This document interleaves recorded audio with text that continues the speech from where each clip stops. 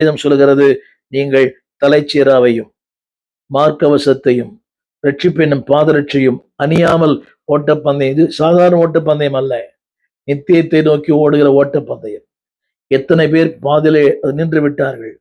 மிகப்பெரிய ஜாம்பவான்கள், வீரவசனங்களை பேசினவர்கள், இந்த பேய்களை துரத்தினவர்கள், பிசாசுகளை துரத்தினவர்கள் ஓட்ட பந்தயத்திலே பாதியில் நின்று விட்டார்கள். அந்த ஓட்டம் ஜெயத்தோடு முடியவில்லை, தோல்வியோடு, ஏளனத்தோடு, பரியாசத்தோடு, நிந்தையோடு, அவமானத்தோடு.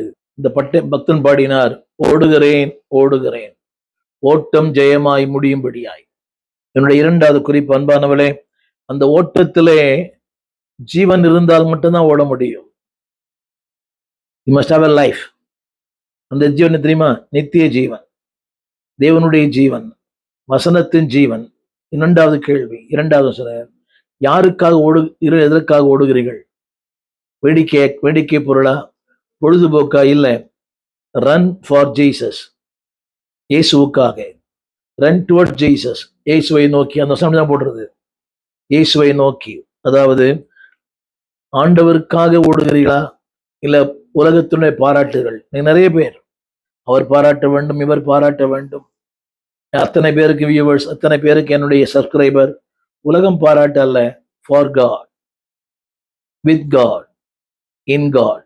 அவருக்குள் ஓடுங்கள், அவருக்காக ஓடுங்கள், அவரோடு கூட ஓடுங்கள். தோல்வி இல்லை. இலக்கரிப்புகள் உண்டு, ஏளனங்கள் உண்டு, பரியாசங்கள் உண்டு, எல்லாம் உண்டு. யாருக்கு இல்லை? உங்களுக்கும் உண்டு, எனக்கும் உண்டு. But still with Jesus, for God, அவரோடு ஓடுங்கள். அடுத்து, ஓடும்போது அந்த ஓட்ட பந்தயத்தினுடைய நிபந்தனைகளுக்கு கீழ்ப்படியுங்கள். Number 1, learn. Number 2, obey. நல்லா கற்றுக்கொள்ளுங்கள்.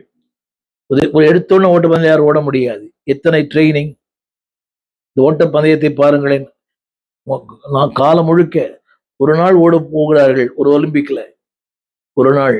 அந்த ஒரு நாளுக்காக 364 நாள் அவள் பயிற்சி எடுக்கிறார்கள்.